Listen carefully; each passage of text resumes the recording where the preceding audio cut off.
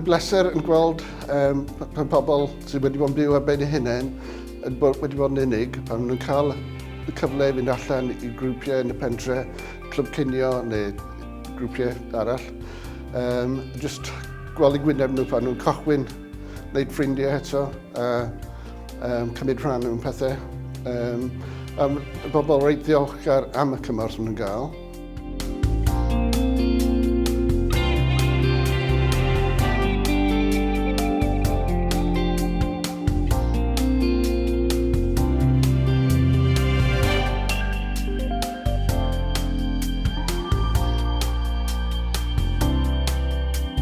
Oherwydd bod o'n lle gwledig, mae'r anghenion pobl sy'n byw yna, maen nhw lot o'n nhw'n dweud maen nhw eisiau pethau yn cael eu cynnal yn y pentre.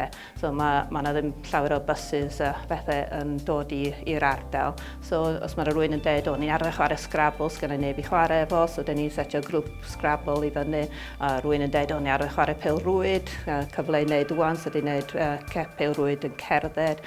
Tro cyntaf oedd dilys at y drws, oedden ni'n nefyd golli'r gŵr, ac oedden ni a ben yn hyn ddim wedi arfer mynd allan na dim byd, ac oedd hi'n cynnig cymorth. Ac erbyn hyn, dwi wedi cymryd hynna fyny a dwi allan y gymuned, dwi wedi cyfarfod ffrindiau newydd, a mae o wedi helpu gymryd.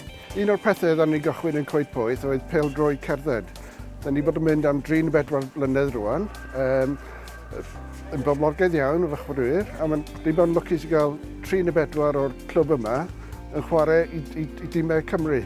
Mae pobl yn dda iawn yn deud wrthai bod o'n gweithio'n dda, fel hefyd nes i gael gwobr o'r gymdeithas, pobl yn rhoi fewn rhoi enwau i fewn, pobl dylai gael yr gwobr a nes i gael un oherwydd y swydd dwi'n wneud.